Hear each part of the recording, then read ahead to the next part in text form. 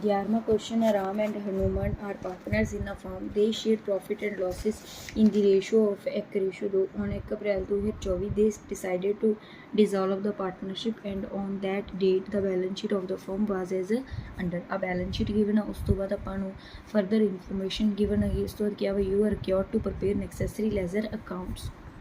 ਰੀਲਾਈजेशन account prepare कर लेने, assets ਨੂੰ ਡੈਬਿਟ ਕਰ ਲਾਂਗੇ, ਡੈਟਰਸ ਹੋ ਗਏ, stock, furniture, machinery and plant, land and building. ਉਸ ਤੋਂ ਬਾਅਦ ਲੈਬਿਲਿਟੀਜ਼ ਕ੍ਰੈਡੀਟਰ ਹੋ ਗਏ, ਪ੍ਰੋਵੀਜ਼ਨ ਫॉर ਡੈਟਸ ਹੋ ਗਏ, ਇਹਨਾਂ ਨੂੰ ਕ੍ਰੈਡਿਟ ਸਾਈਡ ਤੇ ਪਾ ਲਾਂਗੇ। ਫਿਰ ਨੀਚੇ ਜੋ ਕੁਐਸਚਨ ਦਿੱਤਾ ਵਾ ਸੀ ਉਹਨੂੰ ਪੜ੍ਹ ਕੇ ਸੋਲਵ ਕਰਾਂਗੇ। The sale of firm's property realise 1 lakh from stock, by bank 1 lakh ਆ ਜਾਏਗਾ ਸਟਾਕ ਤੋਂ, 34,000 ਫਰਨੀਚਰ ਤੋਂ ਆਇਆ, 1 ਲੱਖ ਲੈਂਡ ਐਂਡ ਬਿਲਡਿੰਗ ਤੋਂ ਆਇਆ, ਡੈਟਰਸ ਤੋਂ 45,000 ਆਇਆ। ਤਾਂ ਫਿਰ ਇਹ ਸਾਰੇ ਆਪਾਂ ਬਾਈ ਕੈਸ਼ ਐਟ ਬੈਂਕ ਲਿਖ ਦਾਂਗੇ। ਉਸ ਤੋਂ ਬਾਅਦ ਇਹਨਾਂ ਨੇ ਕਿਹਾ ਗਾ creditor were paid off at a discount of 1000। Creditor ਨੂੰ ਵੈਸੇ ਆਪਾਂ ਕਿੰਨੇ ਪੇ ਕਰਨੇ ਸੀਗੇ 50,000, ਉਹਨਾਂ ਨੂੰ 1000 ਰੁਪਈਆ ਡਿਸਕਾਊਂਟ ਉਹਨਾਂ ਨੇ ਆਪਾਂ ਨੂੰ ਦੇ ਦਿੱਤਾ, 49,000 ਪੇ ਕਰਾਂਗੇ। ਫਿਰ machinery and plant taken over by Ram at their book value ਜਿੰਨੀ ਸੀਗੀ ਉਸੇ ਤੇ ਟੇਕ ਓਵਰ ਕਰ ਰਹੇ, 80,000 ਸੀਗੀ ਤਾਂ ਬਾਈ ਰਾਮਸ ਕੈਪੀਟਲ ਲਿਖ ਦਾਂਗੇ ਮਸ਼ੀਨਰੀ 80,000 ਦੀ। ਫਿਰ ਐਕਸਪੈਂਸਿਸ ਸੀਗੀ ਰੀਲੋਕੇਸ਼ਨ ਦੇ ਡੈਬਿਟ ਸਾਈਡ ਤੇ ਪਾ ਦਾਂਗੇ, ਦੋਨੋਂ ਸਾਈਡ ਟੋਟਲ ਕਰਾਂਗੇ ਜੋ ਬੈਲੈਂਸਿੰਗ ਫਿਗਰ ਆ ਜਾਏਗੀ। ਕ੍ਰੈਡਿਟ ਸਾਈਡ ਤੇ ਆ ਰਹੀ ਹੈ, ਲਾਸ ਔਨ ਰੀਲੋਕੇਸ਼ਨ ਹੋ ਜਾਏਗਾ। ਪਾਰਟਨਰ ਕੈਪੀਟਲ ਅਕਾਊਂਟ ਪ੍ਰਪੇਅਰ ਕਰ ਲਾਂਗੇ, balance brought on credit side ਤੇ ਉਤਾਰ ਲਾਂਗੇ। ਜਨਰਲ ਰਿਜ਼ਰਵ ਹੋਏਗਾ ਪਾਰਟਨਰਸ ਦੇ ਵਿੱਚ ਬਣ ਦਾਂਗੇ। ਰੀਲੋਕੇਸ਼ਨ ਦਾ ਲਾਸ ਡੈਬਿਟ ਸਾਈਡ ਤੇ ਲਿਖਾਂਗੇ।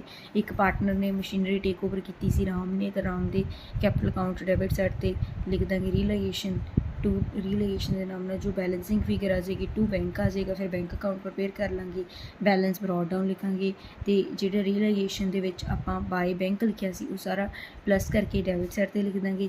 ਤੇ ਜੋ ਅਸੀਂ ਰੀਲੋਕੇਸ਼ਨ ਦੇ ਵਿੱਚ ਕ੍ਰੈਡੀਟਰ ਨੂੰ ਪੇ ਕੀਤਾ ਰੀਲੋਕੇਸ਼ਨ ਐਕਸਪੈਂਸਿਸ ਉਹ ਟੋਟਲ ਕਰਕੇ ਬਾਈ ਰੀਲੋਕੇਸ਼ਨ ਕ੍ਰੈਡਿਟ ਸਾਈਡ ਤੇ ਲਿਖ ਦਾਂਗੇ। ਪਾਰਟਨਰ ਕੈਪੀਟਲ ਦਾ ਟੂ ਬੈਂਕ ਵਾਲੀਆਂ ਜਿਹੜੀਆਂ ਅਮਾਊਂਟਾਂ ਸੀਗੀਆਂ ਉਹਨਾਂ ਦੋਨਾਂ ਨੂੰ ਟੋਟਲ ਕਰਕੇ ਲਿਖਿਆ ਹੋਗਾ। ਇੱਕ ਹਨੂਮਾਨ ਦਾ ਲੋਨ ਸੀਗਾ ਉਹ ਆਪਾਂ ਪੇ ਕਰਨਾ ਗਾ, ਉਹ ਬਾਈ ਹਨੂਮਾਨ ਦਾ ਲੋਨ ਲਿਖ ਦਾਂਗੇ। ਜੋ ਪਾਰਟਨਰ ਕੈਪੀਟਲ ਆ ਉਹ ਤੁਸੀਂ ਅਲੱਗ-ਅਲੱਗ ਹੀ ਬੈਲੈਂਸ ਉਹਦਾ ਲਿਖਿਆ ਕਰੋ, ਠੀਕ ਹੈ। ਤੇ by Ram's capital, by Hanuman capital. Following is the balance sheet of Sudhir and Ramesh as on 31 December 2024। ਆਪਾਂ ਨੂੰ ਬੈਲੈਂਸ ਸ਼ੀਟ ਗਿਵਨ ਆ, ਉਸ ਤੋਂ ਬਾਅਦ ਕਿਹਾ ਵਾ show realisation account, bank account and partner capital account. ਤਾਂ ਆਪਾਂ ਰੀਲੋਕੇਸ਼ਨ ਅਕਾਊਂਟ ਪਹਿਲਾਂ ਪ੍ਰਪੇਅਰ ਕਰ ਲੈਣੇ। ਐਸੈਟਸ ਨੂੰ ਡੈਬਿਟ ਸਾਈਡ ਤੇ ਲਿਖ ਲਾਂਗੇ, stock in trade C, ਸਨਰੀ ਡੈਟਰ C, furniture, plant, investment ਸਾਰਿਆਂ ਨੂੰ ਡੈਬਿਟ ਸਾਈਡ ਤੇ ਲਿਖ ਲਿਆ। ਲੈਬਿਲਿਟੀ ਸਾਈਡ ਆਪਾਂ ਮਤਲਬ ਕ੍ਰੈਡਿਟ ਸਾਈਡ ਤੇ ਲੈਬਿਲਿਟੀਜ਼ ਲਿਖ ਲਾਂਗੇ, ਪ੍ਰੋਵੀਜ਼ਨ ਕ੍ਰੈਡੀਟਰ ਮਿਸਿਸ ਸੁਧੀਰਜ਼ ਲੋਨ। ਉਸ ਤੋਂ ਬਾਅਦ ਜਿਵੇਂ ਕੁਐਸਚਨ ਦਿੱਤਾ ਸੀ ਉਹ ਪੜ੍ਹ ਕੇ ਕਰਾਂਗੇ। ਸੁਧੀਰ ਟੁੱਕ over investment at N agreed value of 16,000। Sudhir ਨੇ ਮਤਲਬ ਇਨਵੈਸਟਮੈਂਟ ਲੈ ਲਈ ਹੈ ਤਾਂ ਬਾਈ ਸੁਧੀਰਜ਼ ਕੈਪੀਟਲ ਲਿਖ ਦਾਂਗੇ 16,000। ਤੇ ਉਹ ਕਹਿੰਦਾ ਮੈਂ ਉਹਦੀ ਵਾਈਫ ਦਾ ਲੋਨ ਵੀ ਪੇ ਕਰ ਦੂੰਗਾ, ਟੂ ਸੁਧੀਰਜ਼ ਲੋਨ ਅਕਾਊਂਟ ਲਿਖ ਦਾਂਗੇ ਜੋ ਲੋਨ ਮਤਲਬ ਟੇਕ ਓਵਰ ਕੀਤਾ ਹੋਇਆ 20,000 ਡੈਬਿਟ ਸਾਈਡ ਤੇ। ਉਸ ਤੋਂ ਬਾਅਦ ਇਹਦਾ ਐਸਿਡ ਰਿਲਾਈਜ਼ ਐਜ਼ ਅੰਡਰ, ਸਾਰੀਆਂ ਐਸਿਡ ਦੀ ਜਿੰਨੀ ਵੈਲਿਊ ਕੁਐਸਚਨ ਦਿੱਤੀ ਸੀ ਆਪਾਂ ਬਾਈ ਬੈਂਕ ਦੇ ਨਾਮ ਨਾਲ ਦੇਖ ਕੇ ਲਿਖਤੀ ਹੈਗੀ। ਦ ਸਨਰੀ ਕ੍ਰੈਡੀਟਰ were paid of lace 2.5% discount.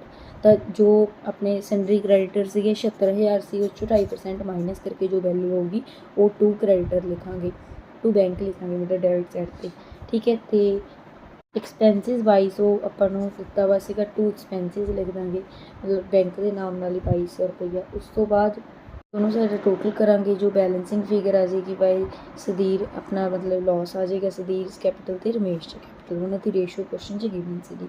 ਫਿਰ ਪਾਰਟਨਰ ਕੈਪੀਟਲ ਅਕਾਊਂਟ ਪ੍ਰਪੇਅਰ ਕਰ ਲਾਂਗੇ, ਬਾਈ ਬੈਲੈਂਸ ਬਰੋਡ ਡਾਊਨ ਕਰਾਂਗੇ, ਰਿਜ਼ਰਵ ਫੰਡ ਪਾਰਟਨਰ ਦੇ ਵਿੱਚ ਬਣ ਦਾਂਗੇ, ਉਹਨਾਂ ਦੀ ਜੋ ਰੇਸ਼ੋ 3:2 ਗਿਵਨ ਸੀਗੀ। ਫਿਰ ਰੀਲਾਈਜੇਸ਼ਨ ਦੇ ਵਿੱਚ ਉਹਨਾਂ ਨੇ ਜਿੱਥੇ ਬਾਈ ਟੂ ਸੁਧੀਰਜ਼ ਅਕਾਊਂਟ ਲਿਖਿਆ ਸੀ ਉਹ ਬਾਈ ਪਾਰਟਨਰ ਰੀਲਾਈਜੇਸ਼ਨ ਆ ਜਾਏਗਾ। ਤੇ ਜੋ ਆਪਣਾ ਬਾਈ ਸੁਧੀਰਜ਼ ਅਕਾਊਂਟ ਸੀਗਾ ਉਹ ਟੂ ਰੀਲੋਕੇਸ਼ਨ ਅਕਾਊਂਟ ਆ ਜਾਏਗਾ 16,000, ਠੀਕ ਹੈ। ਰੀਲੋਕੇਸ਼ਨ ਦਾ ਲਾਸ ਡੈਬਿਟ ਸਾਈਡ ਤੇ ਲਿਖ ਦਾਂਗੇ। ਇੱਕ ਆਪਾਂ P&L ਦਾ ਬੈਲੈਂਸ ਆਪਾਂ ਨੂੰ ਬੈਲੈਂਸ ਸ਼ੀਟ ਦੇ ਵਿੱਚ ਗਿਵਨ ਸੀਗਾ ਉਹ ਆਪਾਂ ਡੈਬਿਟ ਸਾਈਡ ਤੇ ਲਿਖ ਦਾਂਗੇ। ਫਿਰ ਦੋਨੋਂ ਸਾਈਡ ਦਾ ਟੋਟਲ ਕਰਾਂਗੇ, ਜੋ ਬੈਲੈਂਸਿੰਗ ਫਿਗਰ ਆ ਜਾਏਗੀ ਟੂ ਬੈਂਕ ਅਕਾਊਂਟ ਲਿਖ ਦਾਂਗੇ। ਫਿਰ ਬੈਂਕ ਅਕਾਊਂਟ ਪ੍ਰਪੇਅਰ ਕਰਾਂਗੇ, balance brought down debit side ਤੇ ਲਿਖ ਦਾਂਗੇ। ਰੀਲੋਕੇਸ਼ਨ ਦੇ ਵਿੱਚ ਜਿੱਥੇ ਬਾਈ ਬੈਂਕ ਲਿਖਿਆ ਸੀ ਉਹ ਸਾਰੀਆਂ ਵੈਲਿਊਜ਼ ਲਿਖਤੀਆਂ ਹੈਗੀਆਂ ਟੂ ਰੀਲੋਕੇਸ਼ਨ ਦੇ ਨਾਮ ਨਾਲ। ਉਸ ਤੋਂ ਬਾਅਦ ਬਾਈ ਪਾਰਟਨਰ ਕੈਪੀਟਲ ਦਾ ਜੋ ਸੀਗਾ ਬੈਲੈਂਸ ਬੈਂਕ ਆਇਆ ਸੀ ਉਹਨੂੰ ਟੋਟਲ ਕਰਕੇ ਬਾਈ ਪਾਰਟਨਰ ਕੈਪੀਟਲ ਲਿਖਤਾ ਗਾ। ਫਿਰ ਰਮੇਸ਼ ਲੋਨ ਲਿਖਤਾ ਗਾ, ਬਾਈ ਰੀਲੋਕੇਸ਼ਨ ਜੋ ਆਪਾਂ 75,100 ਕ੍ਰੈਡੀਟਰ ਦਾ ਸੀਗਾ 2,200 ਬੈਂਕ ਦੇ ਥਰੂ ਪੇਮੈਂਟ ਕੀਤੀ ਸੀ, ਰੀਲੋਕੇਸ਼ਨ ਐਕਸਪੈਂਸਿਸ ਉਹ ਕਰ ਦਾਂਗੇ। ਦੋਨੋਂ ਸਾਈਡ ਟੋਟਲ ਕਰਾਂਗੇ, ਟੋਟਲ ਮੈਚ ਹੋ ਜਾਏਗਾ। Question balance sheet of A, B, C sharing profit and losses as then ਦੋ ਇੱਕ respectively stood as follows on 30 June 2024। ਆਪਾਂ ਨੂੰ ਬੈਲੈਂਸ ਸ਼ੀਟ ਗਿਵਨ ਆ, ਉਸ ਤੋਂ ਬਾਅਦ ਫਰਦਰ ਇਨਫੋਰਮੇਸ਼ਨ ਕਿਹਾ ਵਾ, give journal entries and necessary ledger account to close the books of the firm. ਪਹਿਲਾਂ ਆਪਾਂ ਰੀਲਾਈਜੇਸ਼ਨ ਅਕਾਊਂਟ ਪ੍ਰਪੇਅਰ ਕਰ ਲੈਣੇ। ਐਸੈਟਸ ਨੂੰ ਡੈਬਿਟ ਸਾਈਡ ਤੇ ਤਾਰ ਲਾ, ਜਿਹੜੀਆਂ ਵੀ ਸੀ ਸਟਾਕ, ਡੈਟਰ, ਇਨਵੈਸਟਮੈਂਟ, ਫਰਨੀਚਰ, ਬਿਲਡਿੰਗ। ਫਿਰ ਲਾਇਬਿਲਟੀਜ਼ ਕ੍ਰੈਡਿਟ ਸਾਈਡ ਤੇ ਆ ਜਾਣਗੀਆਂ। ਕ੍ਰੈਡੀਟਰ ਸੀ ਜੁਆਇੰਟ ਲਾਈਫ ਪੋਲਿਸੀ ਰਿਜ਼ਰਵ ਸੀ, ਉਹ ਲਿਖ ਦਾਂਗੇ ਕ੍ਰੈਡਿਟ ਸਾਈਡ ਤੇ। ਫਿਰ ਜਿਵੇਂ ਕੁਐਸਚਨ ਦੇ ਵਿੱਚ ਕਿਹਾ ਵਾ ਸੀਗਾ ਉਹ ਪੜ੍ਹ ਕੇ ਕੁਐਸਚਨ ਸੋਲਵ ਕਰ ਲਾਂਗੇ।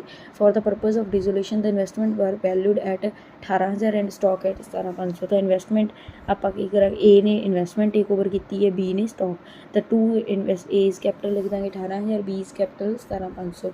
ਸੀ ਟੁੱਕ over the furniture at book value ਜਿੰਨੀ ਸੀਗੀ ਉਸ ਤੇ ਲੈ ਲਿਆ, ਬਾਈ ਸੀਜ਼ ਕੈਪੀਟਲ 6500।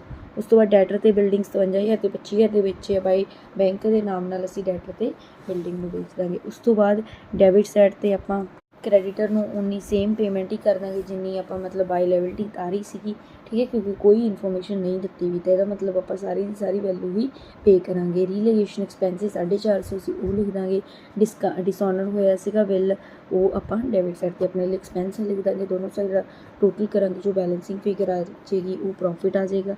ਫਿਰ ਪਾਰਟਨਰ ਕੈਪੀਟਲ ਅਕਾਊਂਟ ਪ੍ਰਪੇਅਰ ਕਰਾਂਗੇ, ਬੈਲੈਂਸ ਬਰॉड डाउन ਕ੍ਰੈਡਿਟ ਸਾਈਡ ਤੇ ਲਿਖ ਦਾਂਗੇ। ਰਿਜ਼ਰਵ ਫੰਡ ਲਿਖਾਂਗੇ, ਰੀਲੇਗੇਸ਼ਨ ਦਾ ਪ੍ਰੋਫਿਟ ਹੈ ਉਹ ਲਿਖਾਂਗੇ। ਟੂ ਰੀਲੇਗੇਸ਼ਨ ਦੇ ਵਿੱਚ ਜਿਹੜੀ ਇਨਵੈਸਟਮੈਂਟ ਟੇਕ ਓਵਰ ਕੀਤੀ ਸੀਗੀ, ਏ ਦੇ ਵਿੱਚ ਪਾਵਾਂਗੇ, ਬੀ ਨੇ ਸਟਾਕ ਸੀਗਾ ਤਾਂ ਬੀ ਦੇ ਵਿੱਚ ਪਾਵਾਂਗੇ, ਫਰਨੀਚਰ ਸੀ ਦੇ ਵਿੱਚ ਪਾਵਾਂਗੇ। ਦੋਨੋਂ ਸਾਈਡ ਟੋਟਲ ਕਰਾਂਗੇ, ਜੋ ਬੈਲੈਂਸਿੰਗ ਫਿਗਰ ਆ ਜਾਏਗੀ ਟੂ ਬੈਂਕ ਅਕਾਊਂਟ ਦੇ ਨਾਮ ਨਾਲ ਆ ਜਾਏਗੀ। ਫਿਰ ਬੈਂਕ ਅਕਾਊਂਟ ਪ੍ਰਪੇਅਰ ਕਰਾਂਗੇ, ਬੈਲੈਂਸ ਬਰॉड डाउन ਡੈਬਿਟ ਸਾਈਡ ਤੇ ਲਿਖਾਂਗੇ। ਅਤੇ ਟੂ ਰੀਲੇਗੇਸ਼ਨ ਦੇ ਨਾਮ ਨਾਲ ਜਿਹੜੀ ਆਪਾਂ ਬਾਏ ਬੈਂਕ ਲਿਖਿਆ ਸੀਗਾ ਉਹ ਡੈਬਿਟ ਸਾਈਡ ਤੇ ਲਿਖਾਂਗੇ, ਅਤੇ ਜਿੱਥੇ ਟੂ ਬੈਂਕ ਲਿਖਿਆ ਸੀ ਉਹ ਬਾਏ ਰੀਲੇਗੇਸ਼ਨ ਦੇ ਨਾਮ ਨਾਲ ਕ੍ਰੈਡਿਟ ਸਾਈਡ ਤੇ ਲਿਖਾਂਗੇ। ਮਤਲਬ ਇੱਕ ਤਰੀਕੇ ਨਾਲ ਕ੍ਰੋਸ ਹੀ ਕਰ ਰਹੇ ਹਾਂ, ਜੋ ਆਪਣਾ ਰੀਲੇਗੇਸ਼ਨ ਦੇ ਵਿੱਚ ਡੈਬਿਟ ਹੋਇਆਗਾ ਟੂ ਬੈਂਕ ਦੇ ਨਾਮ ਨਾਲ, ਉਹ ਬੈਂਕ ਦੇ ਵਿੱਚ ਕ੍ਰੈਡਿਟ ਹੋਣਾ ਗਾ। ਉਸੇ ਤਰੀਕੇ ਨਾਲ ਪਾਰਟਨਰ ਦਾ, ਜੇ ਆਪਾਂ ਟੂ ਪਾਰਟਨਰ ਕੀਤਾ ਗਾ ਤਾਂ ਪਾਰਟਨਰ ਦੇ ਵਿੱਚ ਬਾਏ ਰੀਲੇਗੇਸ਼ਨ ਨਾਲ ਉਹ ਕ੍ਰੈਡਿਟ ਹੋਣਾ। ਉਦੋਂ ਆਪੋਜ਼ਿਟ ਜੇ ਕ੍ਰੈਡਿਟ ਕੀਤਾ ਗਾ ਤਾਂ ਉਹਨੂੰ ਦੂਜੇ ਅਕਾਊਂਟ 'ਚ ਆਪਾਂ ਨੇ ਕੀ ਕਰਨਾ, ਡੈਬਿਟ ਕਰਨਾ। ਕ੍ਰੋਸ ਹੀ ਕਰ ਰਹੇ ਇੱਕ ਤਰੀਕੇ। ਪਾਰਟਨਰ ਕੈਪੀਟਲ ਦੀ ਜੋ ਬੈਲੈਂਸਿੰਗ ਫਿਗਰ ਆਈ ਸੀਗੀ ਉਹ ਬਾਏ ਪਾਰਟਨਰ ਕੈਪੀਟਲ ਦੇ ਨਾਮ ਨਾਲ ਇੱਧਰ ਕ੍ਰੈਡਿਟ ਸਾਈਡ ਤੇ ਲਿਖਾਂਗੇ। ਦੋਨੋਂ ਸਾਈਡ ਟੋਟਲ ਕਰਾਂਗੇ, ਟੋਟਲ ਮੈਚ ਹੋ ਜਾਏਗਾ। ਆਪਾਂ ਨੂੰ ਇਸ ਕੁਐਸਚਨ ਦੇ ਵਿੱਚ ਜਰਨਲ ਐਂਟਰੀਜ਼ ਵੀ ਪਾਸ ਕਰਨ ਨੂੰ ਕਿਹਾ ਸੀਗਾ, ਤਾਂ ਆਪਾਂ ਕੀ ਕਰਨਾ, ਰੀਲੇਗੇਸ਼ਨ ਟੂ ਐਸੈਟਸ ਜਿਹੜੀਆਂ ਇਕੱਠੀਆਂ ਸੀਗੀਆਂ ਉਹ ਸਾਰੀਆਂ realisation to stock, debtors, investment, furniture, building ਦੇ ਨਾਮ ਨਾਲ ਆਪਾਂ ਪਾ ਦਾਂਗੇ। ਮਤਲਬ ਜਿੱਥੇ ਟੂ ਆ ਉਹ ਤਾਂ ਟੂ ਵਾਲੀ ਪਾਸੇ ਹੀ ਰਹਿਣਾ ਹੈਗਾ, ਜਿਹੜੀ ਬਾਏ ਵਾਲੀ ਆ ਉਹਨੂੰ ਆਪਾਂ ਡੈਬਿਟ ਕਰਾਂਗੇ ਅਤੇ ਟੂ ਰੀਲੇਗੇਸ਼ਨ ਆ ਜਾਏਗਾ। ਜਿਹੜੀ liability creditor to realisation, joint life policy to realisation. ਇਸ ਤਰੀਕੇ ਨਾਲ ਸਾਰੇ ਆਪਾਂ ਨੇ ਕਰਨੇ ਆ। ਫਿਰ ਪਾਰਟਨਰ ਕੈਪੀਟਲ ਦੇ ਵਿੱਚ ਵੀ ਆਪਾਂ ਕੀ ਕਰਾਂਗੇ, ਜਿਵੇਂ ਰਿਜ਼ਰਵ ਫੰਡ ਹੈ, reserve fund to partner capital. Realisation ਦਾ ਪ੍ਰੋਫਿਟ ਹੈ ਤਾਂ ਉਹਦੀ entry realisation to partners capital, ਠੀਕ ਹੈ। ਉਸੇ ਤਰੀਕੇ ਨਾਲ ਜੇ ਲਾਸ ਹੁੰਦਾ ਤਾਂ ਇਹਦੋਂ ਉਲਟ ਕਰ ਦੇਣੀ ਸੀ, ਪਾਰਟਨਰ ਕੈਪੀਟਲ ਟੂ ਰੀਲੇਗੇਸ਼ਨ ਲਿਖ ਦੇਣਾ ਸੀਗਾ। ਪਾਰਟਨਰ ਕੈਪੀਟਲ ਨੂੰ ਜੋ ਪੇਮੈਂਟ ਕਰ ਰਹੇ ਹਾਂ ਉਹਦੀ ਐਂਟਰੀ ਨਹੀਂ, ਪਾਰਟਨਰਸ ਨੂੰ ਡੈਬਿਟ ਕਰ ਦਾਂਗੇ, ਟੂ ਬੈਂਕ ਆ ਜਾਏਗਾ। ਟੂ ਵਾਲੀ ਚੀਜ਼ ਟੂ ਹੀ ਰਹਿਣੀ ਹੈ, ਦੂਜੀ ਬਸ ਆਪਾਂ ਨੇ ਡੈਬਿਟ ਕਰ ਦੇਣੀ ਹੈਗੀ, ਠੀਕ ਹੈ। ਜਿਵੇਂ ਹੁਣ ਇੱਥੇ ਪਾਰਟਨਰ ਕੈਪੀਟਲ ਤਾਂ partner capital to bank, partner capital debit ਹੋ ਗਏ, ਟੂ ਬੈਂਕ ਹੋ ਜਾਏਗਾ। ਅਤੇ ਜੇ ਆਪਾਂ ਰਿਜ਼ਰਵ ਫੰਡ ਦੀ ਗੱਲ ਕਰ ਰਹੇ ਹਾਂ, ਰਿਜ਼ਰਵ ਫੰਡ ਖੁਦ ਡੈਬਿਟ ਹੋ ਜਾਏਗਾ, ਪਾਰਟਨਰ ਕੈਪੀਟਲ ਕ੍ਰੈਡਿਟ ਹੋ ਜਾਏਗਾ। ਦੂਜੇ ਪਾਸੇ ਤਾਂ ਆਪਾਂ ਵਜ੍ਹਾ ਹੀ ਲਿਖਣੀ ਵੀ ਕਿਸ ਅਕਾਊਂਟ 'ਚੋਂ ਆਈ ਹੈ। ਫॉर्मा क्वेश्चन है, XYZ sharing profit in the proportion of 10 दो एकड़ decided to dissolve partnership on 31 December 2024 on which date their balance sheet was as under. ਆਪਾਂ ਨੂੰ ਫਰਦਰ ਅੱਗੇ ਇਨਫੋਰਮੇਸ਼ਨ ਦਿੱਤੀ ਵੀ show and necessary accounts including the final accounts of the partners. ਤਾਂ ਆਪਾਂ ਇਹਦੇ ਵਿੱਚ ਪਹਿਲਾਂ ਰੀਲੇਗੇਸ਼ਨ ਅਕਾਊਂਟ ਪ੍ਰਪੇਅਰ ਕਰ ਲਾਂਗੇ। Goodwill, leasehold, building, machinery, stock in trade, investment, joint life policy, sundry debtors, ਇਹਨਾਂ ਸਾਰਿਆਂ ਨੂੰ ਡੈਬਿਟ ਸਾਈਡ 'ਤੇ ਉਤਾਰ ਲਾਂਗੇ।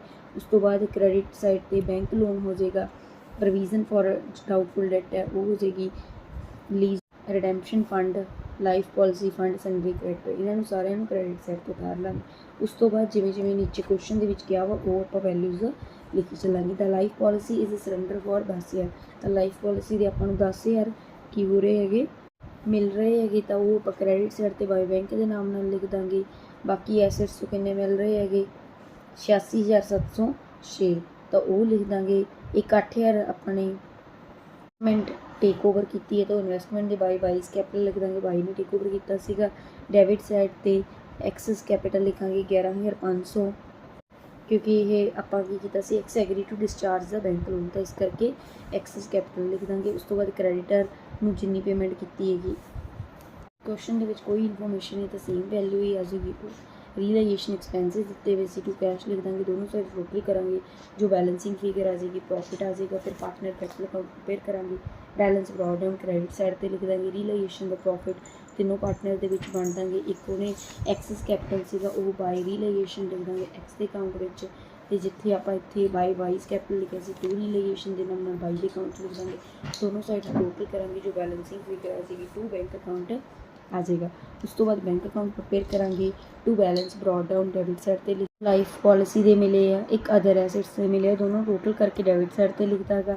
ਪਾਰਟਨਰ ਕੈਪੀਟਲ ਤਿੰਨਾਂ ਦਾ ਟੋਟਲ ਕ੍ਰੈਡਿਟ ਸਾਈਡ 'ਤੇ ਲਿਖ ਦਾਂਗੇ ਟੂ ਬੈਂਕ ਸਿਕਿਉਰਿਟੀ ਤੇ ਬਾਈ ਰੀਲਾਈਜੇਸ਼ਨ। ਬੈਂਕ ਵਾਲੀਆਂ ਦੋ ਹੀ ਅਮਾਊਂਟ ਅਸੀਂ ਕ੍ਰੈਡਿਟਰ ਤੇ ਰੀਲਾਈਜੇਸ਼ਨ ਐਕਸਪੈਂਸਿਸ ਉਹਨਾਂ ਦਾ ਟੋਟਲ ਕਰਕੇ ਲਿਖਿਆ ਹੈਗਾ। ਫਿਰ ਦੋਨੋਂ ਸਾਈਡ ਦਾ ਟੋਟਲ ਕਰਾਂਗੇ ਤੇ ਮੈਚ ਹੋ ਜਾਏਗਾ। 15ਵਾਂ ਕੁਐਸਚਨ ਹੈ, the partnership between A and B was dissolve on December 31, 2024 on that date the respective credit to the capital were 1,70,000 B 30,000। ਮਤਲਬ ਇਹਦੇ ਵਿੱਚ ਆਪਾਂ ਨੂੰ ਕੀ ਹੈਗਾ, ਬੈਲੈਂਸ ਸ਼ੀਟ ਬਣਾਉਣ ਨੂੰ ਕਿਹਾ ਹੋਵੇਗਾ, ਠੀਕ ਹੈ। ਤਾਂ ਰੈਂਡਮ ਬੈਲੈਂਸ ਸ਼ੀਟ ਆਪਾਂ ਪ੍ਰਪੇਅਰ ਕਰਾਂਗੇ। ਕੈਪੀਟਲ ਅਕਾਊਂਟਸ ਨੂੰ ਆਪਾਂ ਲੈਬਿਲਿਟੀ ਸਾਈਡ 'ਤੇ ਲਿਖਾਂਗੇ। A ਦੀ 1,70,000 ਸੀ, B ਦੀ 30,000 ਸੀ। ਉਸ ਤੋਂ ਬਾਅਦ ਕਿਹਾ 20,000 ਪਰ ਓਡ by B to the firm, ਇਹ ਲੋਨ ਟੂ B ਹੋ ਗਿਆ। ਐਸਿਡ ਸਾਈਡ 'ਤੇ ਲਿਖ ਦਾਂਗੇ 1 ਲੱਖ ਪਰ owned by the firm to A, ਤਾਂ ਇਹ ਲੋਨ ਫਰੋਮ A ਹੋ ਗਿਆ। ਲੈਬਿਲਿਟੀ ਸਾਈਡ 'ਤੇ ਲਿਖ ਦਾਂਗੇ ਕ੍ਰੈਡੀਟਰ ਦਿੱਤੇ ਹੋਏ 2 ਲੱਖ ਦੇ, ਉਹ ਵੀ ਲੈਬਿਲਿਟੀ ਸਾਈਡ 'ਤੇ ਲਿਖ ਦਾਂਗੇ। ਦੋਨੋਂ ਸਾਈਡ ਦਾ ਟੋਟਲ ਕਰਾਂਗੇ। ਜੋ ਬੈਲੈਂਸਿੰਗ ਫਿਗਰ ਐਸਿਡ ਸਾਈਡ 'ਤੇ ਆ ਰਹੀ ਹੈ ਉਹ ਅਦਰ ਐਸਿਡਸ ਜਾਂ ਸੈਂਡਰੀ ਐਸਿਡਸ ਕਹਿ ਸਕਦੇ ਹਾਂ, ਠੀਕ ਹੈ। 4,80,000 ਐਸਿਡਸ ਆ ਗਈਆਂ। ਫਿਰ ਸੈਂਡਰੀ ਐਸਿਡਸ ਨੂੰ ਆਪਾਂ ਰੀਲਾਈਜੇਸ਼ਨ ਅਕਾਊਂਟ ਦੇ ਵਿੱਚ ਡੈਬਿਟ ਸਾਈਡ 'ਤੇ ਟ੍ਰਾਂਸਫਰ ਕਰਾਂਗੇ।